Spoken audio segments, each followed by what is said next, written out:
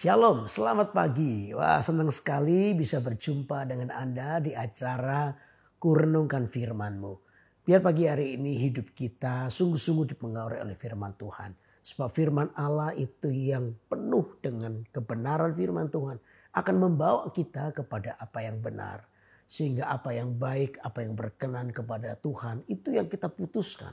Kenapa demikian? Karena hidup kita dipengaruhi oleh firman Allah, kebenaran Tuhan. Sehingga hidup kita akan menyenangkan Tuhan. Di situasi apapun Anda menjadi pribadi yang berani untuk memilih kebenaran. Berani untuk memilih berada di pihaknya Tuhan. Sehingga orang-orang seperti ini adalah orang-orang yang akan melihat kemuliaan Tuhan dinyatakan dalam hidupnya.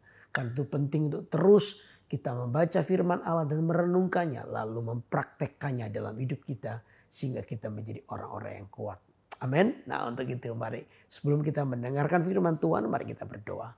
Tuhan Yesus, Engkau yang mengilhami kami dengan hikmat supaya kami boleh sungguh-sungguh mengerti kebenaran firman-Mu. Dan kami boleh berjalan dengan roh yang takut akan Allah. Sehingga apa yang baik, apa yang berkenan, apa yang mulia itu sungguh-sungguh yang kami lakukan. Urapi kami semua dan kami serahkan seluruh kebenaran firman-Mu ini disampaikan pagi ini di dalam hati dan hidup kami. Dalam nama Yesus kami berdoa. Haleluya. Amin. Amin. Amin. Nah, tema pagi ini adalah menang terhadap persoalan. Saudara, persoalan hidup itu kadang-kadang, bukan kadang-kadang, tapi memang datang dan pergi sesuka hatinya di dalam hidup kita. Ada orang-orang yang sementara ini bersuka cita nggak ada apa-apa, tiba-tiba persoalan datang. Ya, tiba-tiba persoalan datang. Persoalan datang mungkin dalam bentuk yang tiba-tiba, mungkin karena sebuah kesalahan, karena dosa, atau juga karena pencobaan yang datang dari setan untuk iman kita. Karena itu saudara penting untuk kita mendengar bagaimana kita mengalami kemenangan iman di dalam Tuhan. Karena itu mari kita baca Alkitab kita dulu ya. Dalam 1 Korintus pasal yang ke-16 ayat yang ke-13. 1 Korintus pasal 16 ayat 13 saya akan bacakan buat saudara. Dikatakan begini, berjaga-jagalah, berdirilah dengan teguh dalam iman, bersikaplah sebagai laki-laki dan tetap kuat. Saudara, di sini kita baca 3 hal di mana waktu persoalan datang, maka Paulus berkata kepada jemaat Korintus yang pertama adalah berjaga-jaga. Kenapa ketika persoalan datang kita harus berjaga-jaga? Karena persoalan ketika dihadapi dengan sikap hati yang salah, maka persoalan itu akan menggerogoti yang namanya kepercayaan kita kepada Tuhan. Yang dipukul oleh persoalan di dalam hidup kita pertama adalah bentuk keraguan kita akan Tuhan. Ya, kita ini berkata saya percaya kepada Tuhan, tapi kenyataannya kenapa persoalan ini datang? Saya mengalami cinta kepada Tuhan yang begitu luar biasa, tapi kenapa persoalan itu muncul dalam hidup saya? Saudara, persoalan itu tidak melihat Anda adalah orang yang sungguh-sungguh atau tidak sungguh-sungguh. Persoalan itu datang dan pergi sesuka hatinya di dalam hidup kita. Tapi mari kita melihat bahwa orang-orang yang menang terhadap persoalan, yang pertama adalah kata berjaga-jaga. Berjaga-jaga adalah orang yang senantiasa tahu kehendak Tuhan di dalam hidupnya. Ya, kita tidak mudah untuk mengeluh. Tidak mudah untuk mengomel. Karena apa? Karena kita tahu semua persoalan yang diizinkan Tuhan ada di dalam hidup kita pasti ada tujuannya. Tujuan yang pertama adalah supaya Tuhan menyatakan kemuliaannya dalam hidup kita. Itu pasti karena tidak, Tuhan itu harus menemukan sebuah alasan untuk menyatakan kemuliaan. Nah, persoalan itu adalah salah satu alasan Tuhan untuk menyatakan kemuliaannya buat kita semua. Sehingga pengenalan kita akan Tuhan bukan apa kata orang, tapi kita mengenal Tuhan karena kita mengalami pengalaman pribadi. Nah, pengalaman pribadi itu apa? Menang terhadap persoalan yang datang.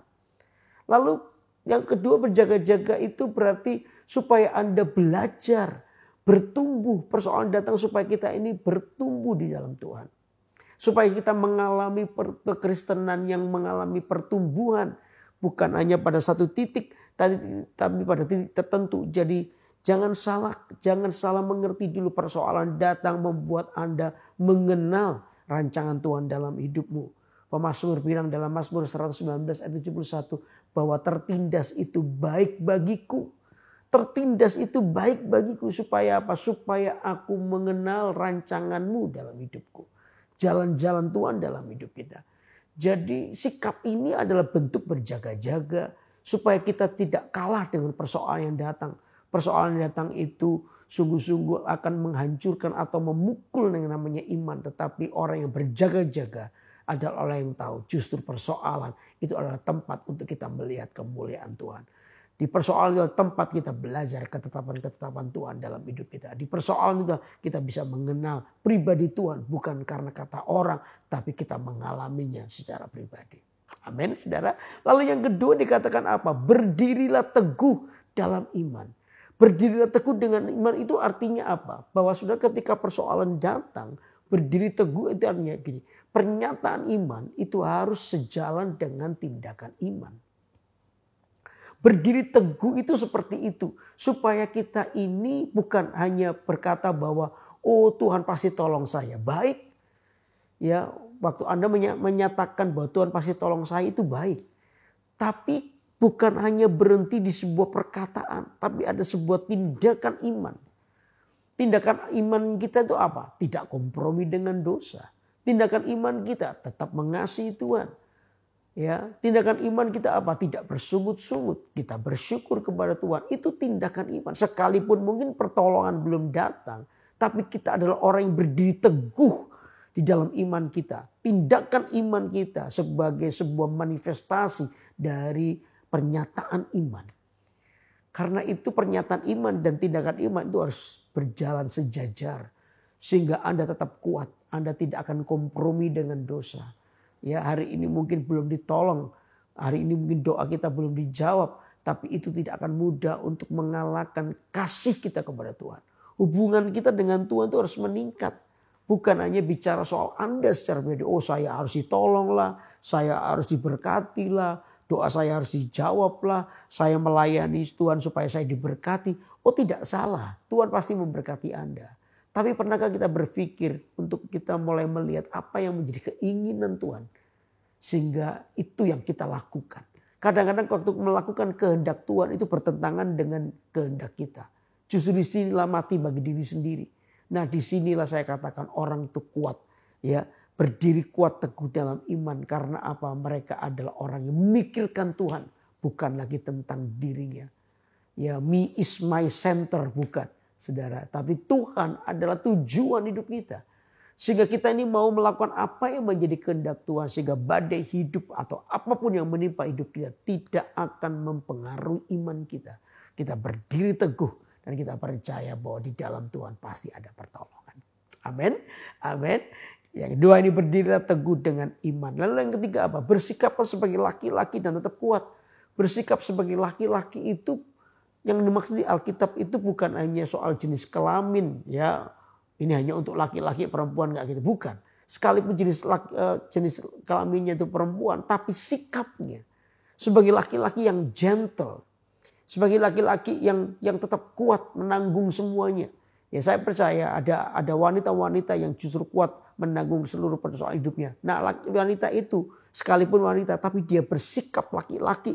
Kata firman Tuhan. Gentle menghadapi hidupnya. Ya, penuh dengan tanggung jawab. Pria itu penuh dengan tanggung jawab. Pria itu penuh dengan sebuah kekuatan dalam hidupnya. Ya, enggak mudah untuk digoyahkan seharusnya. Karena itu bersikaplah sebagai laki-laki sekalipun Anda perempuan. Artinya tetaplah kuat. Bersikaplah gentle. Bersikaplah untuk tetap kita setia mengasihi Tuhan. Tidak mudah diombang-ambingkan oleh apapun juga. Saya percaya di titik inilah kita akan melihat kemuliaan Tuhan. Apapun yang kita alami, kita bisa merasakan bahwa Tuhan itu dekat dengan hidup kita. Kita bisa merasakan bahwa Tuhan itu tidak meninggalkan kita. Bahkan Anda akan mengalami yang namanya mujizat Tuhan. Karena apa? Sikap kita benar. Sikap kita menghadapi ujian itu benar. Sehingga dari situlah kemuliaan Tuhan akan dinyatakan. Amin. Saudara, karena itu bagaimana kita menang terhadap persoalan kita? Yang pertama adalah berjaga-jaga. Lalu yang kedua adalah berdirilah teguh dengan iman. Lalu yang ketiga bersikaplah sebagai laki-laki. Saya percaya dari tiga hal ini ketika sikap kita jelas. Dengan apapun yang terjadi maka tunggu waktu yang terbaik. Tuhan akan datang dalam hidup Anda dengan mujizat. Anda bukan orang cengeng, bukan seorang yang cengeng, bukan seorang yang kolokan, yang mudah mengancam Tuhan dan meninggalkan Tuhan. Karena apa? Karena Anda bukan pusatnya, Yesus pusatnya. Sehingga di dalam persoalan yang cukup berat kita berkata, Yesus yang termanis dalam hidupku.